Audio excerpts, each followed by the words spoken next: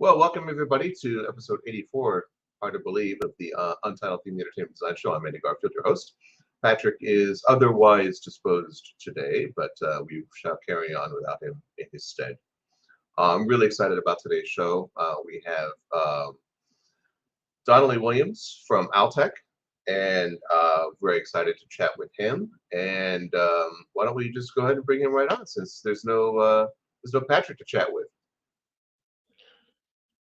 Hello, There he hello. is. Hi, how's it going? Good, thanks. Welcome to the show. So happy to have you here. I can't wait to introduce the world to you. Oh, that's it's nerve-wracking and all. It's good. I'm excited to chat with you guys. Or chat, you not guys, I guess, just chat with you. Just me, yeah. Well, yeah, it was a last minute change. Yeah, no worries. Hey, life Oh, is thanks, busy. Patrick. Well, I've had the great pleasure of spending some time with you and having dinner and hanging out and stuff. So I'm very excited to give you this opportunity, have this opportunity to chat with you and share your experience and insight with our audience. It's really cool. So, well, why don't we start out with an introduction of who you are? Yeah, sure. I'll just do a kind of a quick. Yeah, so I guess as everyone knows, my name is Donnelly Williams. I'm currently the business development manager at Altec here. Kind of my role right now, I've had changing roles and with here at Altec from engineer to project management and leading off the project management team to now business development manager. And right now I currently work with our new and existing customers to help determine their project needs and and the requirements that they have for their attractions or their entertainment projects. And then from that, bringing together our team of skilled engineers and designers to creatively figure out a way to integrate or match, machine design and technology to meet their needs and the attractions needs or expectation, whether it be, show action equipment or control systems or ride control systems or whatever it is. Yeah, that's kind of the biggest thing that I do right now. Well, I think that one of the most fascinating things about you is that you're a double threat. You're both a mechanical and electrical engineer, and I think that makes you just sort of uniquely qualified to have the position that you have now, because like you can put all that together for your clients and your projects. And tell me about how that came about. It's interesting actually, the going back, the transition from mechanical and electrical engineering was uh, a story of where I started. I was working for a company. We were doing machine design and attraction design and our ride for ride control systems. And one of the things, and I really thoroughly enjoyed it. I was a mechanical engineer. I was getting to do all this stuff and test or build and design these large scale machines that people are going to be, riding on and doing all those things. But the one flaw that you never really realize as you're going through school is you can spend all this time to design, fabricate, and assemble this amazing machine, but until someone comes over there with a computer and gets a control system up and running, it's just a machine that sits there. It's too heavy for you to try to move and turn on your own. And so I found during my time, in the beginning of my time, we were, I'd be done, I'd be ready to go on and test and make it move, but we'd be kind of having to wait for the controls team that we were partnered with to show up and fit it into their busy schedule and have their team members come in and make it move and make it run. And that was something that I always found interesting, and I always had a real interest in robotics, electronics, and programming. And so my time, I was working at a company called Dynamic Structures, and I was working for Dave Halliday was running off the team at the running off the company at the time, and I had kind of said with him, I'm like, hey, we don't really have any skill sets of controls or electrical people on staff, and I'd have no interest in replacing Altec. Actually, was the partner that they were partnered with. I don't have any interest in replacing Altec by any means, but I do see a value of having at least one person on the team who can speak the language, can understand, and if Altec does all the heavy lifting, I could someone on the team could turn it on and get it running and not have to wait, and it could be more of like a symbiotic relationship versus having to wait for that. So I chatted with Dave about that, and then also um, during commissioning of a few projects, I had met and gotten to know Bill Long. He's the president of Altec and the CEO, and I had chatted with him about just controls and just understanding and safety and that, and just his team, and I'd gotten to know a lot of members of his team. And a while back, I just like, oh, hey, where did you guys go to school? How did you learn this outside of, and while here in BC? And so he kind of pointed me in the right direction. And so personally, I always love the idea of like having a beginner mindset. I love to learn, love to kind of pick up stuff like that. So for me, I thought, you know what? I think this is, I've been doing at the time, I've been doing mechanical engineering for about 10 years, and always love a change, always love to mix it up. I think it's time to, you know, think about going back to school. And I remember I was chatting with one of my best friends at the time. He's like, "Oh, you're gonna go back to school? That's great. Well, you're gonna get your master's degree." I was like, "Yeah, no, I don't think I'm gonna do that. I'm Gonna like, get another 4-year degree. yeah." He's like, "Well, what are you gonna do?" I said, "I think I'm gonna get another undergraduate diploma." And he's like, "In what?" I'm like, "Electrical engineering." And it just, him and so many of my mechanical engineers, they thought I was crazy. They're like, "You're going back to school to get another undergraduate degree." And at this time, God bless my wife, she was patient. She had just returned to work after our first kid, my daughter, was born. And so I decided to go back, and I went to one of the local schools here. They're amazing, BCIT, and got my uh, uh, electrical engineering diploma. And I did it part time because they don't have, master's degree you can do part time. They have it set up, you can come in for the class here, class there.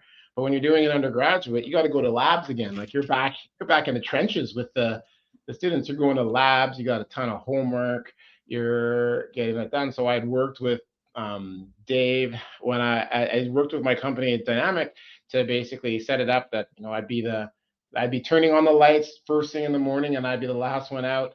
And I'd still get my job done. I'd still do, the we'll call it 8 to 10 hour day of getting the project work that had to get done. But what would happen is I would sneak out throughout the day to get to my classes or my labs. And so it was just kind of a combination. Then homework was an evening nighttime thing, where Man, I have weirdly fond memories of having my daughter in my hand because she couldn't sleep, and bouncing her up there while crunching numbers at the wee hours of the morning. And well, that's an so, incredible story, man. And then did you do it in 4 years, or did you do it in less, or? no. So when it's meant to be, it's meant to be done in not quite four. Well, not quite four. You can do it in three if you kind of really go full time. But because I was taking, the full course load is 5 to 7 courses per term, and I could really only had the bandwidth of taking 1 to maybe 2 courses per term and still keep my job Yeah. and my family. And so it took 7 years to finish the whole thing. I had kind of worked my way around and got the core material done as quickly as possible in the beginning to try to become efficient. But then, getting all the electives, getting all the side work, they made me do everything again because I had been out of school for 10 years. Right. So they were like, "Oh, recency," they called it Yeah. recency. You don't meet the recency requirements. And I remember I had a running joke with admin there at the school because she also kind of shook her head. She's like, "You're PE, you're a professional engineer, you're practicing, you're in the industry. Why are we making you do all these things over again?" But the system wasn't made that way. Like, it wasn't made to kind of deal with me. So you'd go in, and I'm like, "Oh, it's good to know that, I'll get updated on my math because I'm sure there's been new theories and things that have been Sure. created in the last 10 years that I don't know yet." Stuff like that. It was always a running joke, but it was the the staff there was great, and they just kind of, going in as an adult, you totally have a different attitude. I was front row center. I was the guy turning around being like, stop talking. I understand you went out and partied last night, but I got one chance to hear this when he talks. Yeah. I don't got time to relearn this later. Well, that's amazing. So what's next? Are you going to get your law degree? No. I know. I thought about further education, but I just also don't think I got the stomach for it.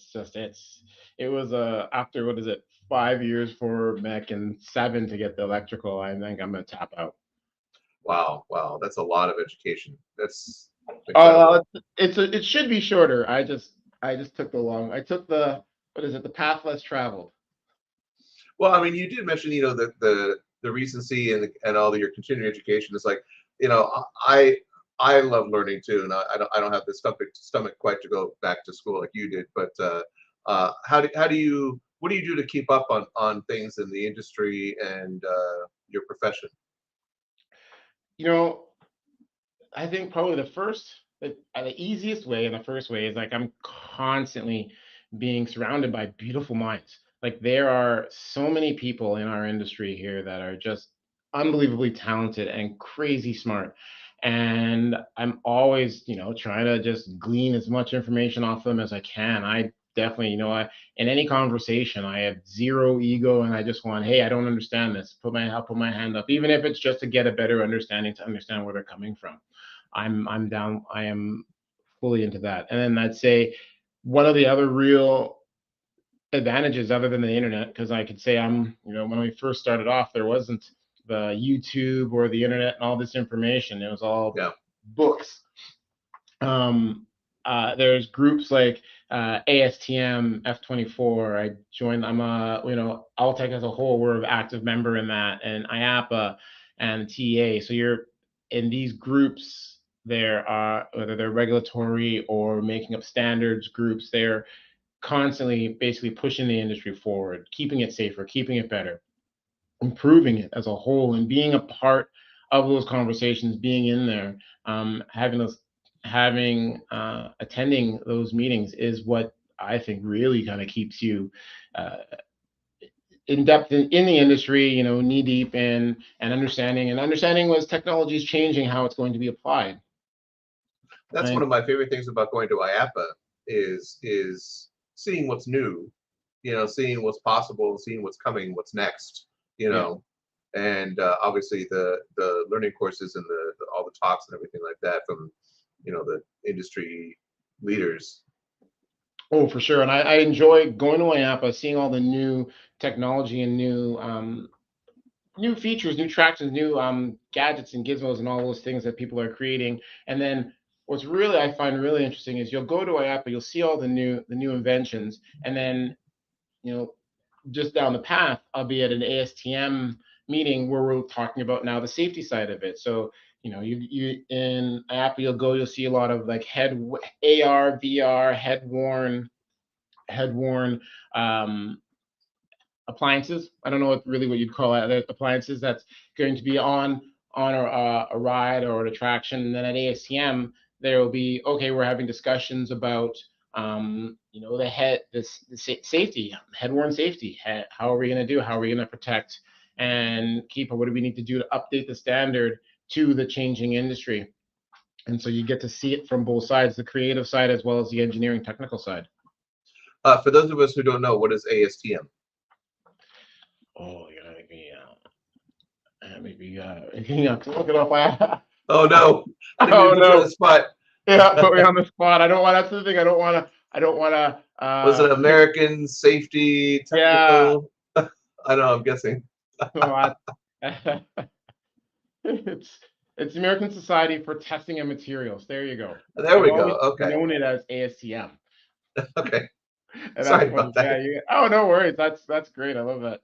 Yeah. No, that's so being active in that, and it's been a lot of fun.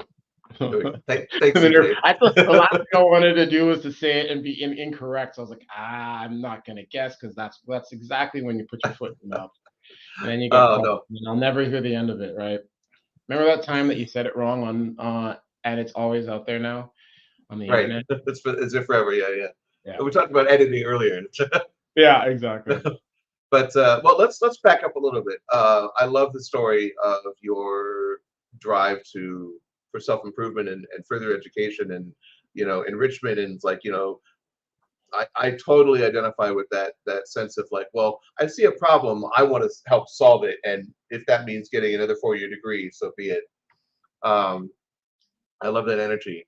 Um, how did you get started years before that, 10 years before that? How did you get started with mechanical engineering and into the attractions business?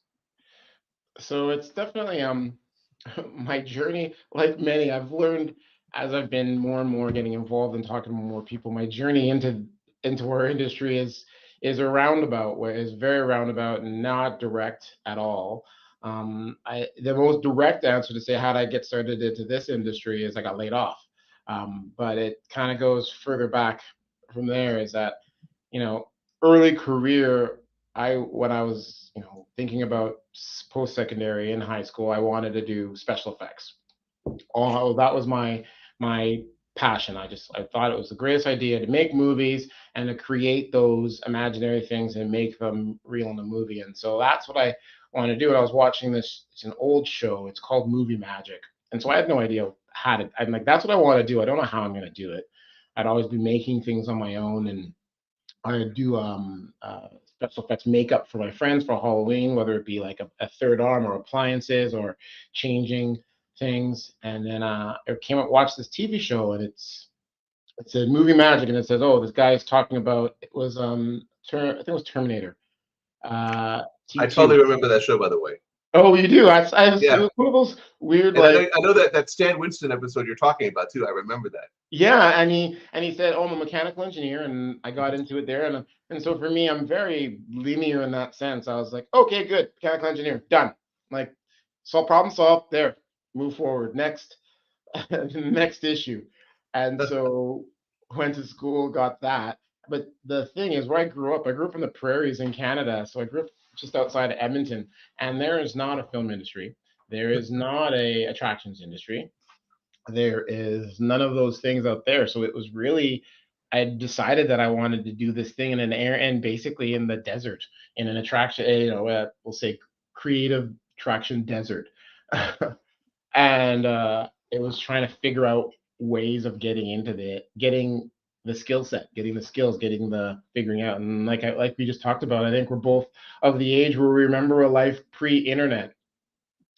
And so it was the go to the library, look up a book, see, oh, it looks like this might have some information, order the book, wait for the book, get the book, read the book and realize it doesn't have anything that you need, throw the book, like toss the book to the side and repeat the process again. um Did you subscribe to Cinefx?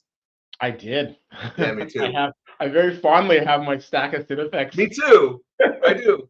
I have a whole Yeah. stack like this. Yeah, I was very sad when they closed, and I got the last episode, or the last one, and I have it framed in the base. Or I want to frame it and have it in the basement. Yeah. But yeah, so I'd look through that.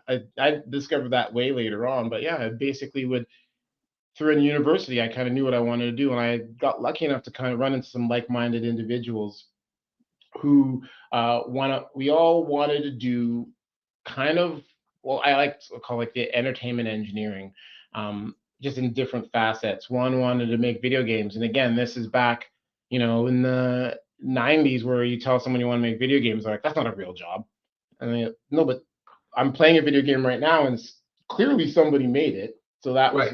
that was his passion, and I wanted to do the special effects. And we had another friend who was really good in the writing and makeup and that. So the three of us kind of joined together, and I started a company, and I got them to join, and we would basically volunteer our time throughout school to, film students, anybody who, is there, you got a film you're making, you're gonna put it together on the VHS tape, we'll help you out. You pay for the materials, we'll do all the work. We just get to take a picture of it when you're done. And we did that, and then that kind of helped, build a portfolio, because I'd always heard about these things called portfolios, and as an engineer, no one really thinks about that. You just do the work and crunch the numbers and get through. But I wanted to, having watch those shows and know about that, you knew about have to have a portfolio. And so I thought, okay, well, it's going to be an engineering focused portfolio, but I still need to have that. And so I, would do these volunteer works and build things on my own and take pictures of everything. I had my very nerdly dubbed my laboratory in the basement of my parents' house, which was like the shared. It was me and my mom's sewing machine and a deep freezer and all of the storage for food and my desk, where I would create and do all this stuff. And yeah, kind of throughout that time, just kind of doing a lot of volunteer work, I got build up skill set, build up the technical chops. Not what I thought was technical chops. Later on, discovered that it's not, and would then go on to you know get more focus in robotics. Got a chance to work with Professor Toogood. I remember him. He was the only one at University of Alberta where I was going that was doing any kind of robotics work. And so I was the kid, interested in learning, as we talked about, and I basically like, okay, so you're doing this. What do I got to do to learn what you're learning? Can you tell me all the books that you have? Can I borrow anything? And I would just be constantly not taking a class with him, but constantly in his office, just asking questions, reading through the books, being like, okay, I did that one. Now can I have the next one? And to the point where I ended up kind of, I'll say, brute force befriending him, just by the fact of like it just like kid's always there. I guess I'll just start talking to him, and I ended up doing research work for him for a couple of years, and that kind of got me, into my first position, which was in San Francisco. And to me, I was like, okay, well, I want to do this industry, and where I live, it's not happening. And so San Francisco, that's close to LA. I thought, closer than I was. Closer than Alberta, yeah. I mean, Yeah, technically. closer than I was. So I'm like, that sounds like a good idea. No, it's not in the industry, but it's closer. And I thought, you know what? If I can get out there, I can spend my time, on my free time, hopefully getting down to LA, being in the area, and trying to pick up from people. Because I had tried just prior to that and prior to graduating, I had tried applying at places like Stan Winston Studio and a Creature Shop. And I got my, I think like many at the time, from specifically from out of country, you'd send your portfolio and you get the letter back, the rejection letter back, where they're like, we don't look at things that are Unsolicited sent to us. portfolios. Yeah, and we definitely don't look at out of country portfolios. So, uh, yeah, so I have those, and it's hysterical because now I actually am, gotten to know people who work at the Creature Shop, and it's one of those ones where it's like I just with the TA, we just organized an event there, and be there on premise at the Jim Henson one at downtown LA, and I look around being like, I remember, 20 couple of decades ago where I would have given literally my left leg to have come here, and now I'm actually in here. It was pretty serendipitous in that sense. That's awesome. Well, you Yeah. mentioned the TEA, and now, I mean, you know, now you've come full circle now with the industry as well as a board member on the TEA. Let's talk about that journey. The TEA was really interesting. I'd been working in the industry for probably close to 7 to 10 years, I think, because and I'd never come across it. And I had been really focused on engineering and design and stuff like that. So I hadn't really been on the creative, really thought about it from a creative standpoint, other than the fact that our customers would come and they would have this, these creative pictures and this idea or plan, or here's the IP that we're designing around, and the ride's going to do like this, and then now you're focused on that. Okay, how can we actually achieve that?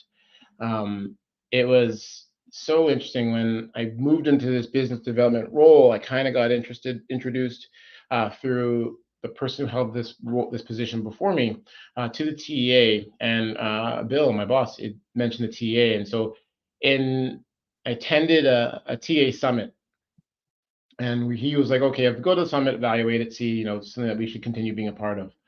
Um, and in that 3-day summit, mind blown. I just was holy, the amount of work that happens before it even comes to an engineering standpoint. Holy, the amazing creative people that are doing this. Oh, I had no idea that this is how segmented it was, and it these are the number of different teams that touch. Like it was an eye-opening experience that I basically went back and reported to exec.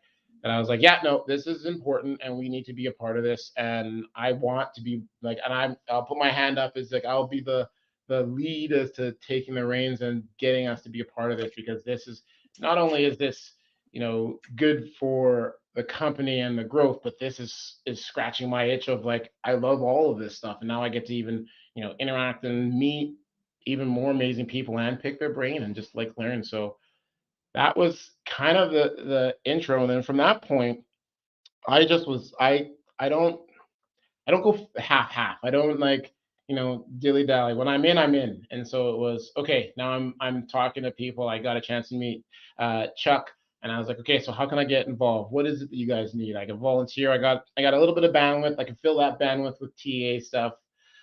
What can I do? And it was great.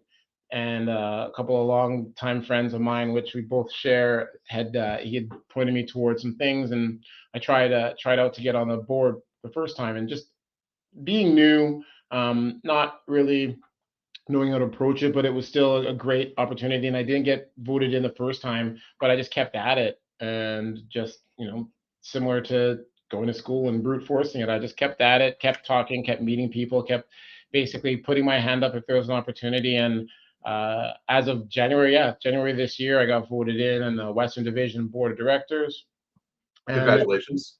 it's been great. It's been overwhelming, but still amazing. So that's And awesome. yeah. What's your sort of agenda as a board member? Like, what are you hoping to help the TEA accomplish? Anything specific?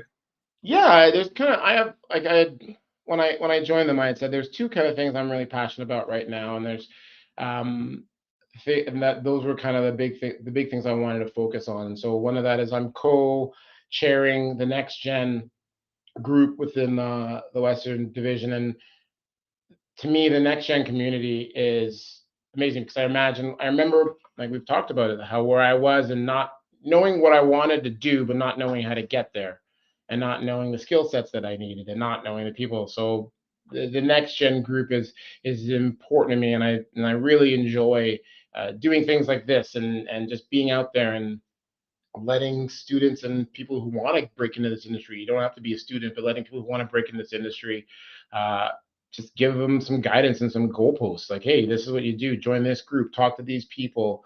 Hopefully, provide some waypoints. Because I was there and I remember that, and that's really important to me. And also, next gens, like we can't all do this forever.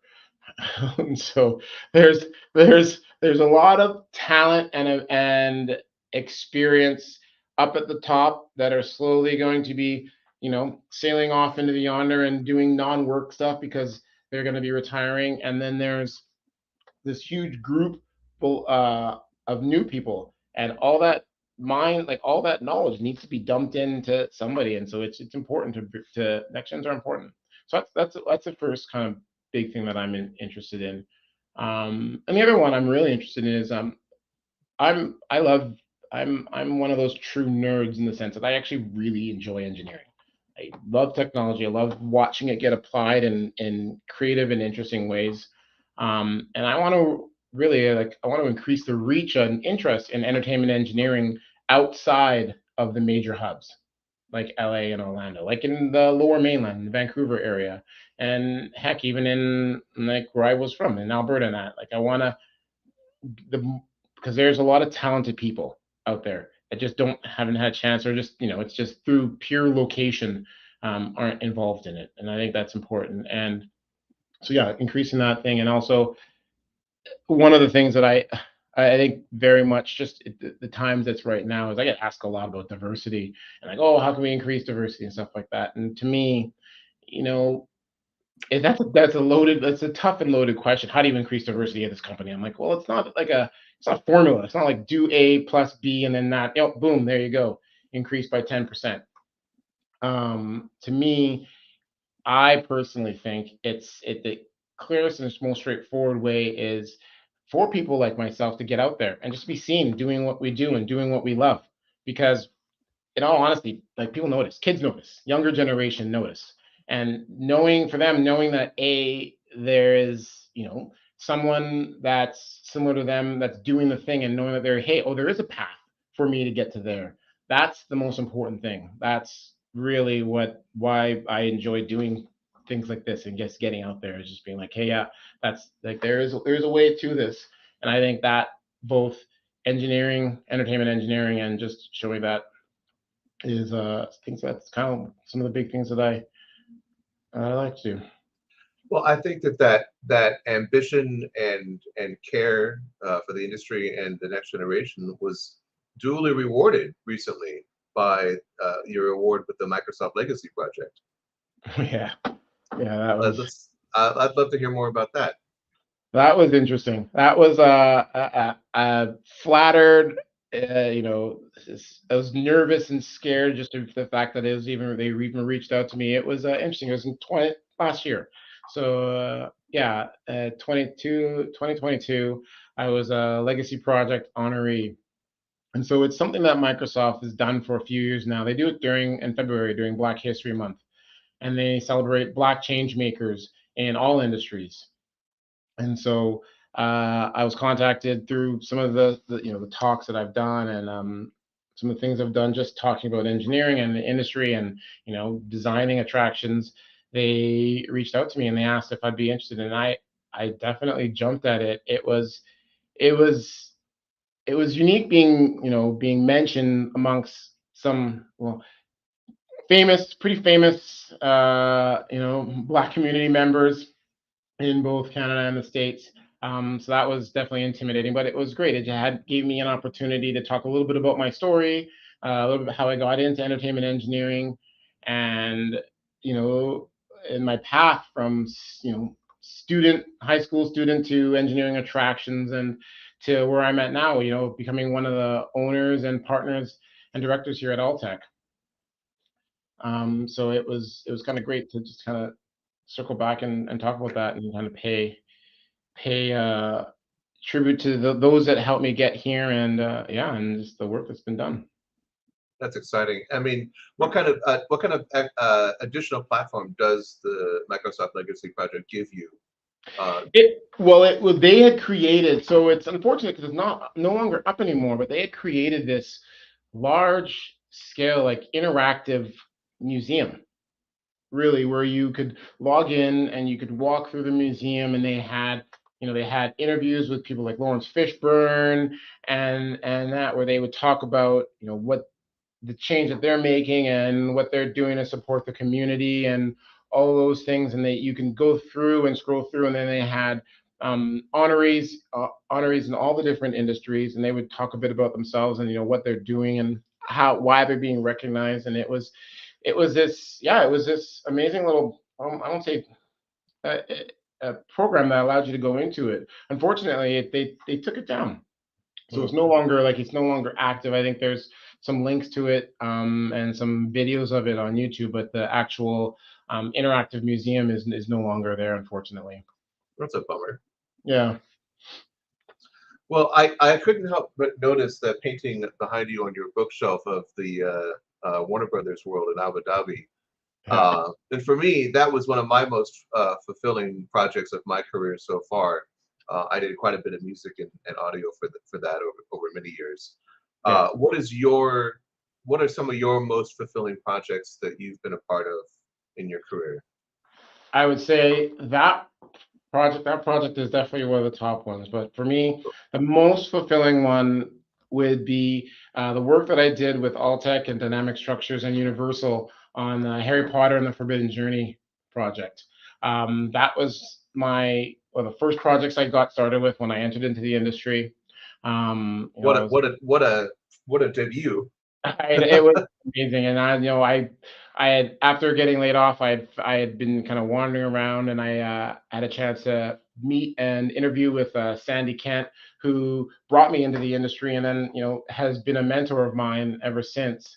And that project allowed me to go from machine design, which I had been doing for wood industry and valving industry, and take those same concepts. It was interesting to see that it's the same concept of machine design that you take and port over into um, to make an attraction, and then to see the full cycle, to go from concept where you're just concept design to then you're going through and you're crunching the numbers and you're doing the design and you're making the drawings, to then you're fabricating it, you're building it, you're testing it in the factory testing, to then all the way to site. Now you're site testing it, you're making it safe, and to see it was, I think the thing that made me actually really proud and the most comfort is like the amount of safety that how it gets thought of, how it's first and foremost, how like I said, your people are following standards from ASTM, common standards, hazard analysis, the way that you're evaluating risk and taking all of that to come up with this finished product. It was amazing, and it was that project being my first one, and also the fact that I'm a not a closet, I'm a out loud Harry Potter fan. I was one of the ones back in the day. I'd be reading it on the subway as I'm heading into my job. I was collecting it the day that they came out, and I'm was a big fan of that. So to also be involved in an IP that I truly enjoyed myself and could name the spells was pretty fun. And it was also a combination of robotics and just it literally combined all things that I enjoyed into one project. And then from that, it's been that system is allowed has been was at the time one of the most complicated systems, and it's an amazing one. And it had got it was also a project where I got a chance to meet and work with people like Gino de Gohl and Mo Allery. Like, these are two people who I know who definitely became early mentors of mine and helped guide me as I got started in this industry. And so it's definitely like that's for so many reasons that would definitely be the most fulfilling project that I had worked on. What Hogwarts house do you self-identify as? What? Oh, I would have to say Hufflepuff because I think the pursuit of knowledge. Nice, nice. So, what specific, if you could talk about what specific sorts of mechanics did you work on for Forbidden Journey? I was involved with teams doing a lot of the work around the track switches Hmm. and the design and the safety around the track switches and that implementation. That's kind of where my focus was, but not on that was it. That's Not such a groundbreaking attraction. Like almost everything about it was new. Yes, and that was the biggest thing is at the time it was one of those ones you get brought in. I'm like, okay, well, what can I look at for reference? Oh, this has never been done before. Oh, No, okay. Okay, well then what yeah, can I look at? How can I go for design? Oh, that's never been done before either. Okay, well, what about this? Oh, no one's ever put people on that before. Oh, okay, all right. right. You talk about safety, and it's just like what I always like to say is like we put people in these meat grinders that could very easily just tear them to bits, and Yeah, to tell a story and make them feel something for 3 minutes. yeah. And the engineering that goes into that is it's sort of like almost like aerospace at some levels, Oh, it's certainly of the sigmas of safety. Yes, oh, for sure. In many cases, I'm sure the aerospace level of safety has been drawn, and I know that some of the team members at Universal and other companies came from aerospace background, came from a NASA background. Hell, some of them were even employed there previously, For and sure. to know that that's the level of skill that you're working with to design these attractions. That's when people are, oh, what attraction would you like? What attraction is not safe? I'm like, no, they're all safe. Like, they're designed correctly. Like, that's it. As long as it's being designed to the standard, it's a safe ride. Right. Well, I love that. So all the activity you're doing with the TEA and next gen and all of that kind of stuff, we like to wrap up the show with the advice section. Like what advice do you have to young people today, even those that haven't even gotten into the industry and haven't started working their way up? But the young kids in Alberta in high school who've visited a theme park or an amusement park and are starting to get the bug. and think about it? I would definitely say so. I do a talk. It's funny. I do a talk every twice a year at BCIT to all of the first year engineers. And one of the things that I always like to talk about, and it applies to any industry you're trying to get in, but specifically, very specifically ours, is that you've made the decision. I had this core philosophy of 1%. 1% greater is good enough. And I don't mean good enough as in like mediocre, is that you aren't gonna make these huge sweeping changes. So you gotta be patient and know that, hey, for example, for myself, all right, well, I live here, which is super far away from everything. I'm gonna go take this job in San Francisco. I'm gonna be designing heating and ventilation ducting.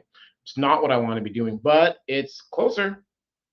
So that's going to get me 1% closer, and then from there, I'm there, I'm doing the work there, and I still can't, I'm not able to break into the industry, can't find anybody, but I happen to meet someone who is teaching this course to students over in Berkeley and in Oakland, and I said, hey, I'll volunteer. I can teach robotics to some of these kids, and we get to put together some real simple breadboards and some bugs. And why would I do that? I'm like, well, because that's 1% closer to doing the thing I want to do. Now I'm teaching and helping someone learn about robotics. I'm like, that's closer, and that's always the thing that I look at. It's anyone who is in this industry knows there's not a direct path.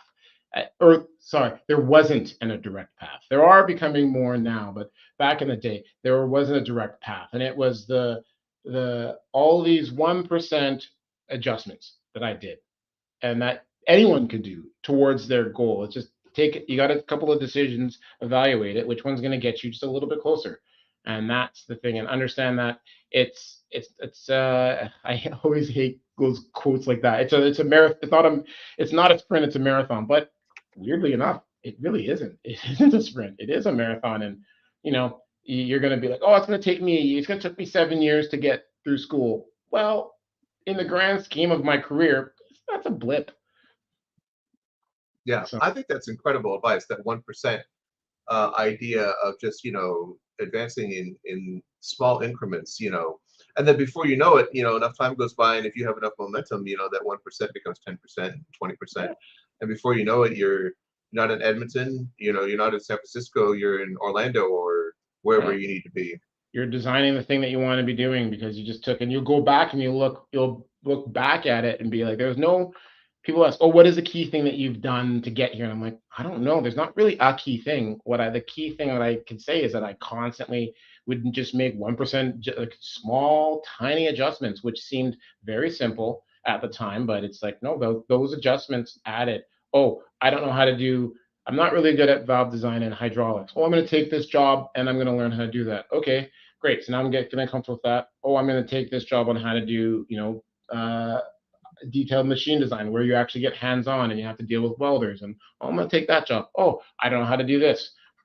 And just understanding that building that skill set, building that repertoire is what's going to get you there. I know there's a lot of talk about being a specialist, but I like the idea of was it master of none, specialist? So I can't remember how that quote goes, but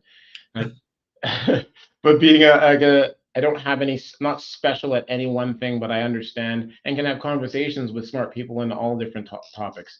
Yeah, being a generalist. Generalist. I really do think that being a generalist is important, not for everybody, but for me, it was a key thing, and that's kind of how I approached a lot of things. Well, you did the one of the things that I give advice about too. It's like pick two things to specialize in, and be dangerous about other things. Yeah.